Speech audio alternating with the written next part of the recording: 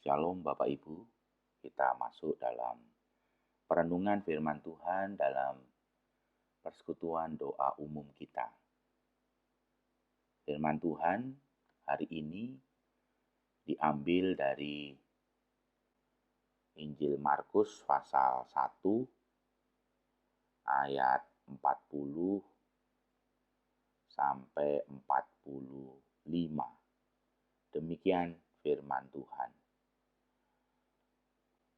Seorang yang sakit kusta datang kepada Yesus dan sambil berlutut di hadapannya, ia memohon bantuannya, katanya, "Kalau engkau mau, engkau dapat mentahirkan aku."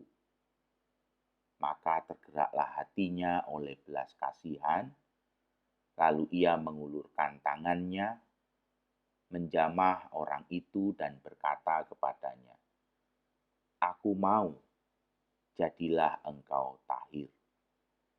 Seketika itu juga lenyaplah penyakit kusta orang itu, dan ia menjadi tahir. Segera ia menyuruh orang itu pergi dengan peringatan keras, "Ingatlah, janganlah engkau memberitahukan apa-apa tentang hal ini kepada siapapun, tetapi pergilah, perlihatkanlah dirimu kepada imam dan persembahkanlah untuk pentahiranmu persembahan yang diperintahkan oleh Musa sebagai bukti bagi mereka." Tetapi orang itu pergi memberitakan peristiwa itu dan menyebarkannya kemana-mana, sehingga Yesus tidak dapat lagi terang-terangan masuk ke dalam kota. Ia tinggal di luar, di tempat-tempat yang sepi, namun orang terus juga datang kepadanya dari segala penjuru. Demikianlah pembacaan firman Tuhan. Bapak, Ibu, Saudara sekalian kasih Tuhan. Mana lebih baik? Mau tetapi tidak mampu, atau mampu tetapi tidak mau? Mana pula yang lebih sering kita lakukan dalam kehidupan? Mau tetapi tidak mampu, atau mampu tetapi tidak mau? Banyak orang mampu, tetapi tidak banyak yang mau menggunakannya secara penuh untuk meningkatkan mutu kehidupan orang lain. Ada sebuah tulisan di sebuah rumah persekutuan.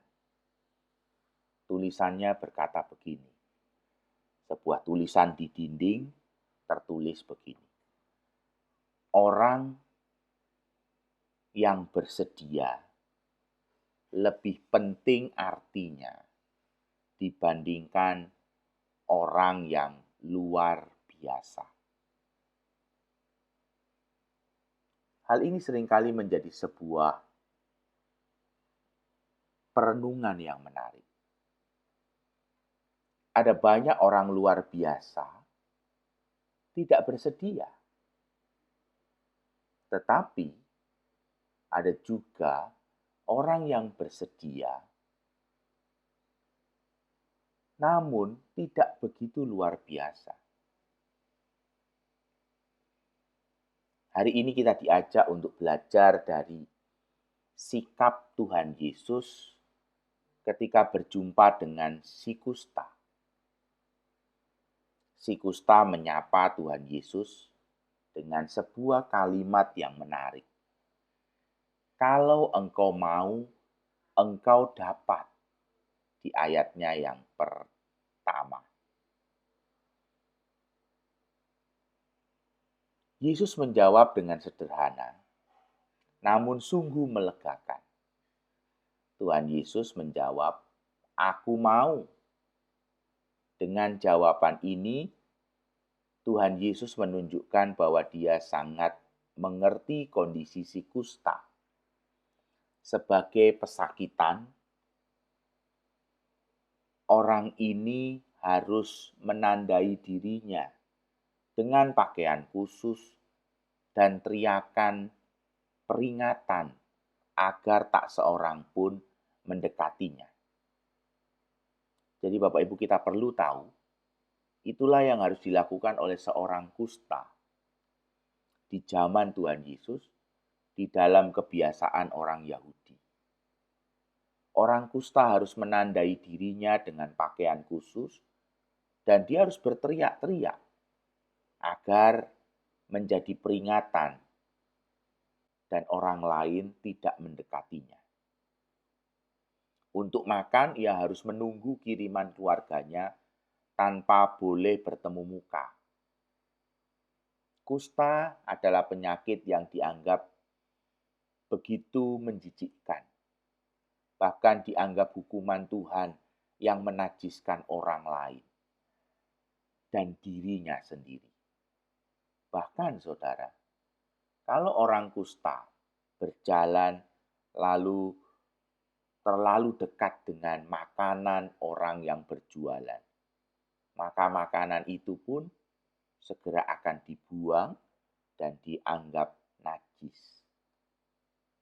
Tak heran bila si kusta ini mengalami kesedihan yang dalam karena penyakitnya.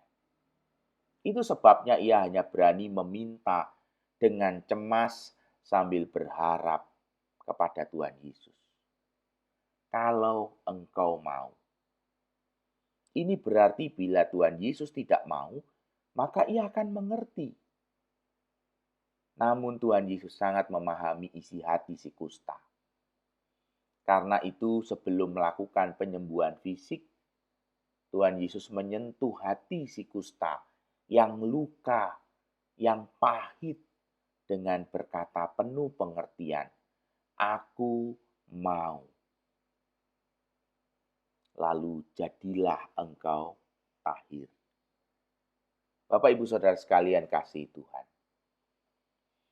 Kita belajar bahwa yang penting di dalam pelayanan kita, yaitu serupa dengan pelayanan Tuhan Yesus.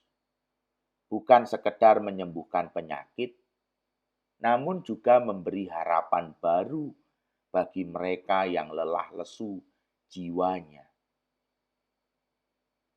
Melalui tindakan dan kata-katanya, Tuhan Yesus memberi semangat hidup bagi orang yang mati harapannya. Inilah teladan bagi kita.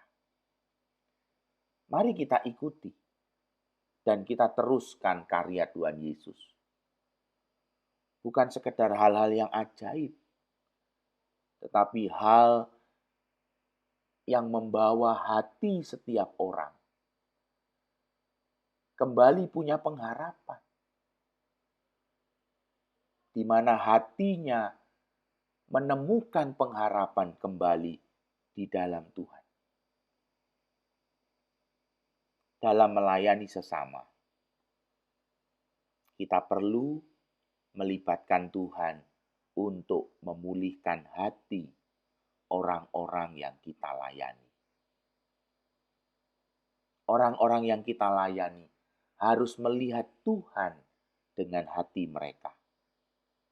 Sepahit apapun, sesulit apapun kehidupan mereka, kita harus menuntun setiap orang yang kita layani untuk melihat Tuhan dengan pengharapan di dalam hati dan hidupnya. Bersedia membuat orang melihat Tuhan melalui pelayanan kita. Luar biasa, itu pekerjaan Tuhan. Tetapi kesediaan kita adalah sesuatu yang penting, sehingga orang merasakan Tuhan hadir buat hidupnya. Biarlah Tuhan menolong Bapak, Ibu, dan saya di masa-masa yang sulit. Kita terus melayani setiap orang, sehingga hati mereka tetap punya pengharapan, karena hati mereka mengalami kasih Tuhan Yesus Kristus. Amin.